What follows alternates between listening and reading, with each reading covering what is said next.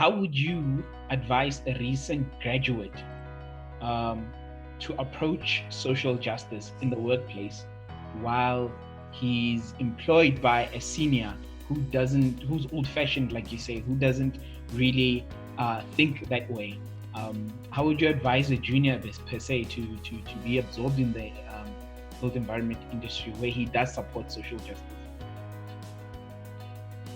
Yeah, that's a good question. I don't know how to do that. I think all four of us, we had to go through that system. Of course, there's a path dependency where you come in as a junior and you try as much as you can to listen to your senior, and yet now you come in and you actually disagree. I think if we make sure that our graduates really understand the topic and speak their language, and can be convincing. So actually it comes to communication and social skills as well. Like if you are convincing, people will listen to you, right?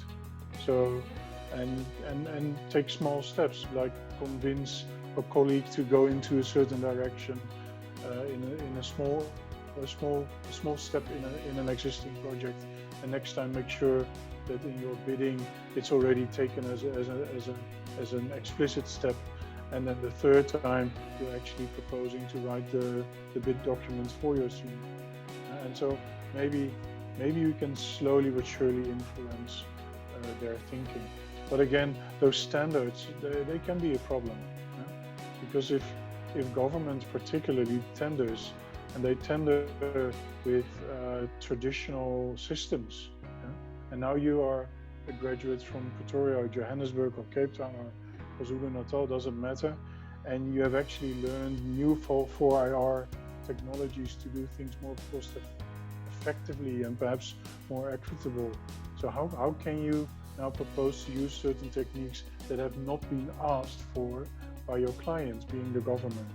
So that's also something that we need to work on together. And also there, I think there's a great drive towards, amongst others, 4IR, also in government and in the universities. I think UJ is a very good example. Absolutely. So Sula, I'm posing the same question to you. How would you advise a young graduate who's going into that environment where profit is king, and that's all they think about? Social justice, is not something that they worry about. How would you advise a student like that? Thanks, Thami. So what I would say is that, each organization, regardless of what their key driver is, majority of them would be profit driven. But regardless of what the drivers would be, I think the individual, the young graduate, must go in and make it a point to understand what the KPIs are of that organization, what the KPIs are of that particular department. I think that's the first thing. Understand that organization.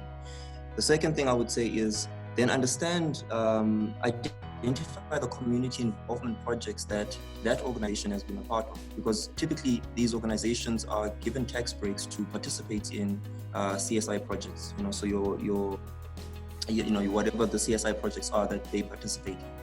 And I would say then push to first participate in those. See what value you can add in those CSI projects that those companies are already doing, because you don't have to do any convincing, just participate in them.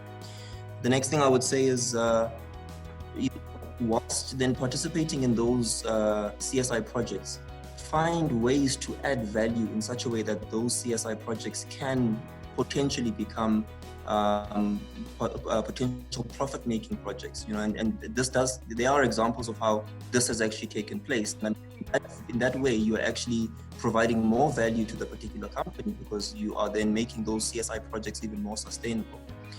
An example of this would be, again, if you look at the electrification, drive or projects that have been taking place in South Africa, there's been a very huge drive to electrify households.